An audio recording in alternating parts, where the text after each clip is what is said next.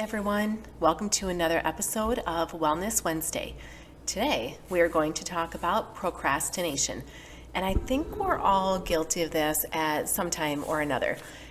The definition of procrastination is to delay or postpone action, to put off doing something. I Googled this to see what percentage of people are procrastinators, and it indicates that 80 to 95% of college students engage in procrastination. Approximately 75% consider themselves procrastinators, and almost half procrastinate consistently and problematically. Isn't that crazy? So I thought that was probably a pretty good topic. I wouldn't say that I am a procrastinator. However, I am married to one, so I know a little bit about that. So I have come up with about 10 tips to help you, not even just to stop procrastinating, but even just to be aware that you are procrastinating, and some tips to avoid that. Number one, procrastinate ahead of time. And I know that probably seems like kind of a weird phrase. And as a health coach, I've always indicated to my clients that, procrastinating ahead of time is kind of like planning ahead of time. I don't think that I would say that they don't like to come see me.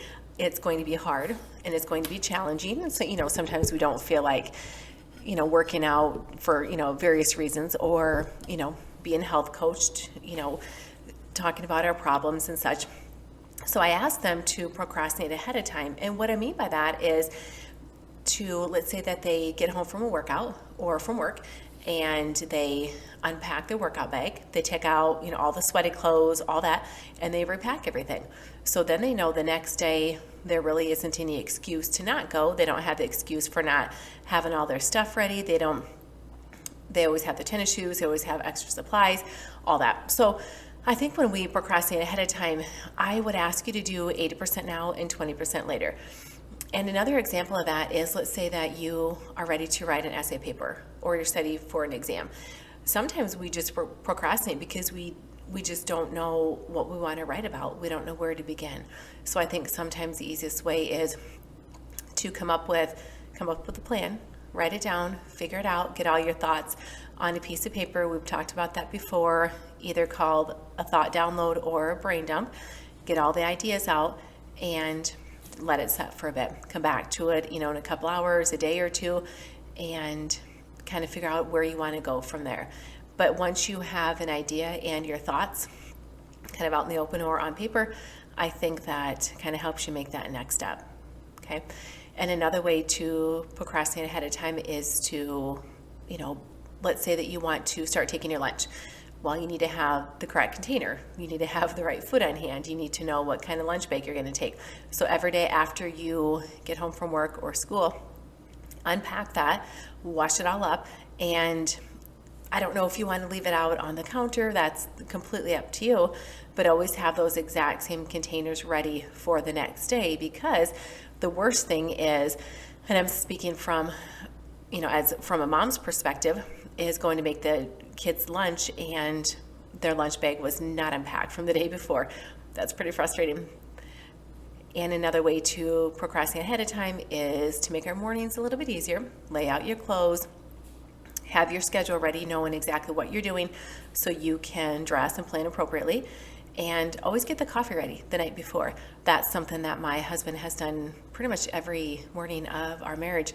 And it's awesome. It's so awesome to get up. And not that we can't make coffee in the morning. It isn't that we're not capable, but it's just one less thing that we have to do. And as I'm, getting up, it's just nice to know all I have to do is pour the water in the coffee pot, turn it on, and it's going to be ready in a couple minutes. That's great.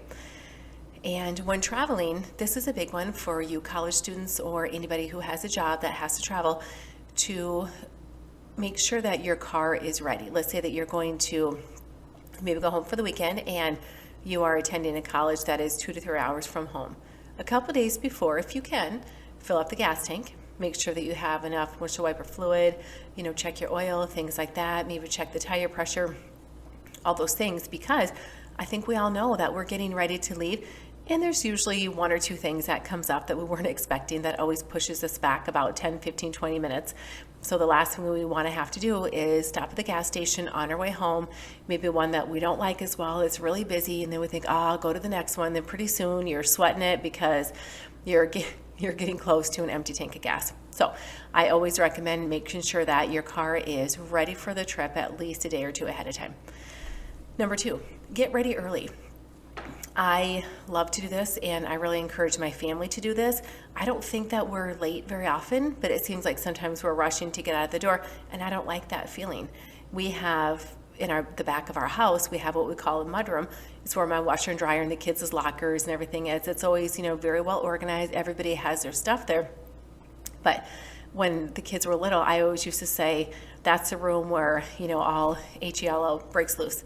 Because it does. That's when we forget that, or we're aware of that somebody forgot their lunch, their book bag, they needed their permission slip signed, or somebody can't find their shoes or something like that. So whenever we hit that room, I always like to be about, 10, 15 minutes early into that room. So when we realize all that stuff, we have enough time to kind of get our act together. So if we get ready early, let's say that we're going to church or a wedding or, some type of engagement where we want to look nice. I always like everybody to lay out what they're going to wear, a couple days before. I want to make sure that it's ironed or steamed, and we know what shoes we're going to wear. My girls and I all wear the same size, shoes and everything. So we have to make sure that we're not all planning to wear the same outfit, because that has happened a lot, actually. And my husband, doesn't dress up very often. So we always have to make sure that, what he wants to wear is ready to go and ironed and it matches. So to get ready early, I think it leaves you the extra, 20, 30, or even 45 minutes to just relax. And then if you want to go ahead and kind of tidy up the house or answer some emails or check Facebook, you can, and then you're ready. So just always plan to arrive somewhere early, at least 5-10 minutes early also. And if you don't want to go in and socialize, and sometimes that's not appropriate or it's not available, sit in your car. But once you know you're there, then you're just able to relax, and I think it just kind of sets a better tone for the activity. Next, set a timer for important tasks. I am such a huge believer in this, and I do this for myself every single day. We live on a farm. That's not true. We don't have animals. We have dogs, but we live on an acreage, and our basement it's not finished, but it's not unfinished. And it seems like it needs to be tidied up. We have a cat, so we have to take care of, his stuff. And it just seems like I'm always tidying up, the basement or the garage or something, just because it's a farmhouse. I don't really like to do either one of those tasks. Again, my husband's pretty good about taking care of those, but I like to help him out. And since I don't like that, I will set a timer. So I'll set a timer. I usually do 15 minutes. I think that just makes sense. I think sometimes 5 minutes is not long enough. And when I hear half an hour, I'm thinking, 30 minutes. I don't know if I want to do that. 15 minutes, I think, is just a good amount of time. And more often than not, I set my timer for 15 minutes. It goes off. I'm already on a roll, so I keep going. And I know that that's going to happen, because more often than not, it does. I'm still okay with that, because what setting that timer does for me mentally is it lets me know that, hey, if I want to stop at 15 minutes, I can. And I think, we're all pretty humanly capable of doing most things for 15 minutes. So setting a timer, I think, is so important. And if you, want to listen to music, a podcast, a book on tape, just using your headphones or whatever, I think it makes that task a little bit easier, whether or not that's cleaning the house, washing your car, taking your dog for a walk, going for a walk yourself, whatever that may be. And a lot of times we procrastinate doing those tasks that we don't want to. And I get it. But if we don't do it, sometimes it just doesn't get done. All right, next, limit distractions. And again, we're all guilty of this.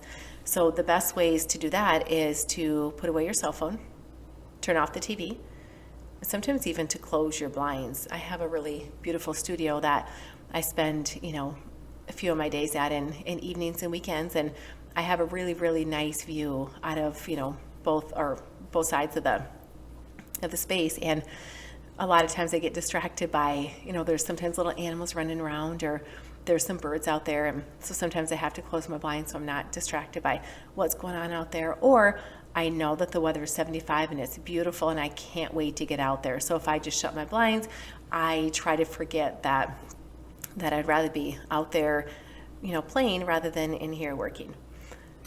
And then another great tip is to find a quiet spot. I think that a lot of us will associate certain areas of your living space with certain tasks. I know when we get into our living room, we have a really nice fireplace, and it works very well. So when we're chilly, we'll turn that on and we all just, sit in there, and we'll either play games or watch TV or, just sit and visit. So the living room for us is a place just to spend time with our family.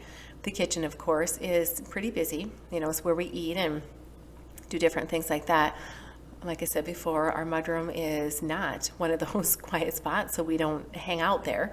So we always try to, hang out in places that are most comforting for us. And if I'm trying to work, I, will shut my office door.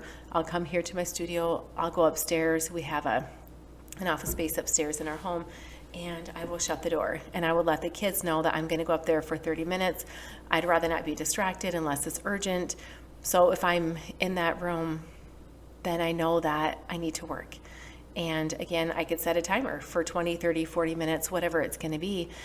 And I just think it makes it a lot easier when we, associate certain places with certain things. We're at our desk. We, have our favorite pens and pencils. We maybe have a blanket that we like to snuggle up with. Maybe we have a space heater by our feet that keeps us warm, whatever that might be. So just try to make that space as comfortable as yourself. So if you could ask yourself, what room are you most comfortable in and why? And I think, because sometimes we don't think about that. I think that we think that we just need to get things done. And we do, yeah, that's true. But I think we, if we have the option, we might as well be as comfortable as we can be. And what makes that room peaceful to you? Is it what you have in that room? Is it maybe the furniture? Is it your office chair? Is it, pictures of your children or your significant other? Do you let your dog come up there? Things like that. What does it smell like? Do you have maybe like a Bath and Body Works wallflower? Do you have a candle going? Do you, play some, light listening music? There's a Spotify, I think it's an album or a station. I think it's a station, and it's called Intense Studying, which is funny because I heard that on a podcast, and the gal had indicated that she plays that in the background when she's doing certain tasks, because it's funny because what it does is it'll take the sounds from a song and it just eliminates the words. So sometimes you can identify the song, but it's very peaceful and you don't feel like you have to listen to, the words or sing along or things like that. It's just really nice background music. Otherwise, I like spa radio, and I don't remember if that's on Spotify or Pandora. I believe it's Pandora, but at any rate, it's that really peaceful music that you listen to when you're in a spa having a massage or a facial or a pedicure, anything like that. So to limit distractions, put away your cell phone, turn off the TV, find a quiet spot that you are comfortable in, light a candle, have, some pretty lamps, dim the lights, whatever that might be.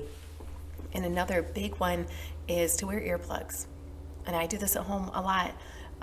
It's so hard to not talk to my family. I love my family. We only have one child left at home, and she'll be leaving in August. So whenever everybody's home, sometimes it's hard for me to get work done, and I do need, to work many nights, and sometimes I want to be with them. I want to enjoy their presence, but I need to focus. So I have some really great earplugs that I got off Amazon. I think they were $8, and I'm able to sleep in them also. So they're pretty awesome. Next, break down large tasks into small ones. An example of that is painting a room. I don't like to paint, so what I do, I procrastinate ahead of time. I decide what color paint I'm going to use. I get everything out. I put everything in the room, and then mentally I know that when I'm ready, I think the hard part's over, because I sometimes have a hard time choosing what paint, color I want, and I don't like to get out all my materials. I have a lot, and I'm kind of picky about things, and it's downstairs. I have to get the tote out and all that stuff. And the next what I'll do is maybe a couple hours later or the next day, I will tape, and then I paint, and then I will just let everything sit there. I wash my brushes, and then sometimes I wait a day or so to take it all back downstairs. Now that's if I'm painting a bedroom that nobody is currently using. It would be a different story if it was my kitchen or a room, within our main living quarters. I probably wouldn't, procrastinate that much with getting it, done and completed. But I think when we break down larger tasks into smaller ones, it's easier for us to start. Okay, we might procrastinate actually getting it done, but again, you want to use that 80-20 rule and, procrastinate ahead of time by getting all the materials out. If you're writing a paper, know what you're going to write about. If you are trying to study for a test and you come home and it's been a long day at school and you just want to relax, that's okay. However, what I would suggest is, again, if you have a quiet spot in your apartment, dorm, house, whatever that may be, plug in your computer, make sure that it's charged, put it on your desk, get out all your favorite highlighters, pens, pencils, notebooks, everything, and get ready to start studying. You don't have to begin right now, but when you have everything ready, when you are doing that task that you would rather do or that activity, set your timer for 10, 15, 20 minutes, whatever that may be. And again, in the back of your mind, you know that you are ready to begin studying or writing that exam paper or whatever that might be, then you're already 80% of the way there. And it just makes it easier to start. And I like to outline the task to make it a little bit more visual also. Even when I'm doing these Wellness Wednesday episodes, I figure out what I would like to talk about. A lot of times I will ask my friends and family, and a lot of times I'll ask my kids, because they're all 3 college age, what they would like to know about. And then I will do some research, I make an outline, and then I start adding notes. And then I do the audio. So I don't procrastinate doing that so much, but I think it's easier to not procrastinate because I have an outline. And it kind of helps me get all my thoughts on paper. And next, schedule time to procrastinate. If you know that you are a major procrastinator, that's okay. That's just part of who you are, and that probably is one of the characteristics that everybody loves about you, is that you procrastinate. You don't it isn't that you don't take things seriously, but you don't get worked up about things. You're a little bit more easygoing. You kind of roll with the flow. That's fine. So I think that people that procrastinate, they tend to have that type of personality, and that's okay. That people like that are really fun to be around. Those are the friends that we want to keep. So I think if you know that you are prone to procrastinate, I think it's important to schedule that. If you think, okay, I'm going to get all my stuff out, to study or to wash my car or clean my house, or, right now people are kind of focusing on their taxes and things like that. We've had that extension. So there's some people that are kind of waiting until the last minute still. So if you know that you have to do that, get everything out, get everything organized, and then, wait as long as you feel like you need to. And then, you've scheduled that time, you've maybe given yourself a day and think, okay, I'm going to tackle it this weekend or tonight after work or whatever that might be.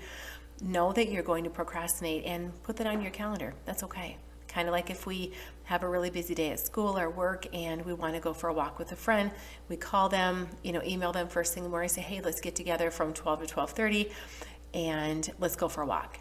That's not really procrastinating, but it could be if you know that you really don't have time for that because you have to buckle down and finish a project or something. I think that if you schedule in that time, then you wouldn't view it as procrastinating, when really sometimes I think it actually is. And I think that it makes it easier to begin a task when we know that there is an end in sight. And sometimes we procrastinate simply because we haven't planned, our time accordingly. Next, use a calendar and follow it. I, again, am a big believer in that. As a trainer and a health coach, I think that's probably one thing. I don't know if that's why I went into each of those careers, or if I kind of developed that along the way. I'm not sure. I'd really have to think back about that. But I think it'd be really hard to do my job if I didn't have a schedule. I wouldn't know who was coming in Wednesday at 10, who was I meeting, Thursday night at 7 p.m. I need to have it on a calendar. So if I, every week I text, email, call, get my schedule ready, because I don't want to be doing that every day. That would make me extremely nervous, and that just wouldn't work with my job. So I use a calendar and I follow it for so many different things. Obviously definitely appointments, but mostly for my work. So if you know that you have, a big exam or you have to write a paper, I think it's a good idea to, write down when that's due and, maybe even on the calendar, indicate I'm going to spend 30 minutes studying today. I'm going to spend an hour and a half at the library with your friend, going over, each other's notes or, kind of brainstorming different ideas on a project, whatever that might be. So I think when we have a calendar, again, I think it just kind of lays everything out and it does eliminate procrastination because you already have a plan. Next, begin your day with the hardest tasks. I am a believer in willpower, and then there's a part of me that wonders if it's really as powerful as we like to think it is. However, I do know that we have a little bit more, willpower and self-control first thing in the morning. I think it's easy to say when you get up, first thing in the morning and maybe you're working out or you are, getting your lunch ready, think, okay, you know what, today's the day. Today's the day I'm going to work out after work. I'm going to eat really good. I'm not going to check my phone, any more than, twice a day when you have breaks, or I'm going to make sure I get all my water today. That's really easy to say first thing in the morning because life hasn't really, started yet. It hasn't really come into your day and, kind of upset your day. So when noon comes and you think, oh my gosh, I haven't even had any water. Well, you know what? There's no way I can catch up now. So then we just don't. That is entirely not true, as you all know. But we begin to think that. So when we tackle our hardest projects first thing in the morning, I think that we know that we're going to get it done. We're probably going to do a better job. And the best part about that is, here we go back to the 80-20, right? If you do, let's say 80% of the, most difficult tasks first thing in the morning, you have, the rest of the day to complete the other 20%. Or if let's say that you really wanted to, get 2 loads of laundry done first thing in the morning. Well, sometimes that's kind of hard to do. We have some great washing machines anymore and they do the job for us, but we still have to be there and, get it started and things like that. So if let's say that we get 1 load done in the morning, you think, oh, I just didn't have time to get that folded. That's okay. Lay it out, make sure that it, that it's not wet, things like that. When you get home, throw it back in the dryer, wrinkle release it, hang everything up, put it away. So you didn't really procrastinate, but you did procrastinate ahead of time. You knew that you had to do the laundry. You weren't able to complete it, entirely, but you knew that you'd be able to before the day was over. Next, done is better than perfect. I didn't believe this for a long time, and I am not a perfectionist by any means. I don't like to leave things undone, but I do the very best I can, and I let it go. I think there's a lot of people out there that just beat themselves up because if they can't do it perfectly, they're not going to do it. And to me, I think that's just silly. I think that's crazy thinking. And I do think that if somebody calls themselves a perfectionist, sometimes I think that they are scared. I think they're scared of somebody, indicating that something wasn't done right, that it wasn't the way they thought it should be done, or they maybe could have done a better job. I think when we strive for perfection, I think we are scared of failure, and I don't think that's a thing. I think that if I am going to wash my car, I'm going to run it through the car wash, and that's it. If I'm doing something really fancy, which I can't even remember the last thing that was, I would probably wait till it's dry, towel it off and maybe wash the windows with Windex or something like that. But I run it through the car wash. The way that it is the way that it's going to be, and I'm okay with that. So that's, one example. Or say, I do laundry and I maybe don't feel like putting it away right at the moment, or I give it to my children and they haven't put it away right away. That's okay. It's done. It's not perfect because it isn't completely finished, but I'm done. I'm done with my part and the laundry's clean, and then whatever we decide to do with it after that, that's okay. Or if I'm making a meal, I like to use, fresh ingredients if I can, but we live in a small town and this time of year it's not always available. So think, supper was, it was healthy, it was cooked, it's cleaned up, it wasn't perfect, it wasn't, maybe we didn't have as many vegetables as we should. But hey, supper's over, dishes are clean, and we're done. All right? And I think it's important to just complete the task to the best of your ability. Let it set for a bit. And then if you want to go back and change or add anything, you have plenty of time. So tackle it, get most of it done as quickly as you can, leave it for a bit, come back, finish it if you want to, or leave it as is. Last but not least is to reward yourself when the task is finished. And by reward, I do mean that it is something that is good for you. It does not mean going out and getting ice cream or, going down the street to the local bar and having a couple drinks. It could if that's what you choose. What I'm thinking is, let's say that you enjoy bike riding, but you just always feel like you don't have time, but you want to bike ride. What if you would tell yourself, okay, I'm going to get up Saturday morning, I'm going to cross off 5 of the 7 things on my list. As soon as I'm done with those, as soon as they're done, not perfect, I'm going to go for a bike ride. Then I'm going to come back and I'm going to finish my to-do list. Or let's say that it's Sunday and you think, oh, you know what, I have to go to church, but I really want to, go to the gym and lift for a bit. Then you would either schedule that time to do, that first thing in the morning, or pack your bag, go to church, hit the gym on the way home, okay? And not that, going to church is something that we procrastinate, but I know that sometimes Sunday hits and you think, oh my gosh, this is the only, day of the week that I get to sleep in, or I have so much to do, or I just really want to hang out.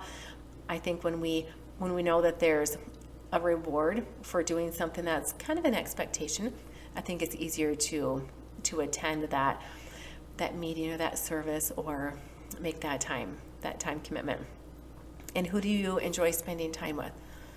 Let's say that you have a really, really busy day at work and you aren't sure that you're going to, be able to complete that task within that day. Can you ask for help? Is there somebody within, is there somebody in the same class as you that would, be willing to help you study? Can you call somebody? Can you research, some of the questions that you have? And then, so try to get that task done to the best of your ability in the shortest amount of time, even if that means that you have to require a little bit of extra help, and then reward yourself when that task is finished.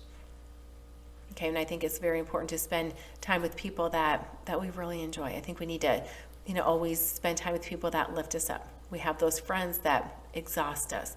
They always have issues. They just want to talk all the time, or it's all about them or something. Find that person, to either help you with your schoolwork, with a job, any type of task, or spend time with that person as a reward. Okay, and of course, for me, that would be my husband or my children. I love spending time with them, and I know that when I'm here working, as soon as I'm finished, I get to go spend time with them. But if I'm not finished, I have to keep working. So sometimes I'll limit all distractions, put everything away, close my blinds, and just buckle down, get all my work done, and enjoy the heck out of my family. And what do you wish you had more time for? I like to, spend time outside. I like to spend time with the dogs and things like that. But if I don't get my work done, I don't have time for all that. Okay, so to kind of recap on that, 80 to 90% of college students engage in procrastination. And I'm probably talking to quite a few of you out there. I understand it. So I think that when we realize that we procrastinate, we get a handle on it, we learn to procrastinate ahead of time, do 80% now, 20% later. I think that makes life a lot easier. And I know that people say that that's not living in the moment, but it is. Because today, I'm living in today's moment that I planned for yesterday. And I'm planning for tomorrow today. So I am living in the moment. It was just planned yesterday. And I think that's a great way to stop procrastinating. Until next time, take care.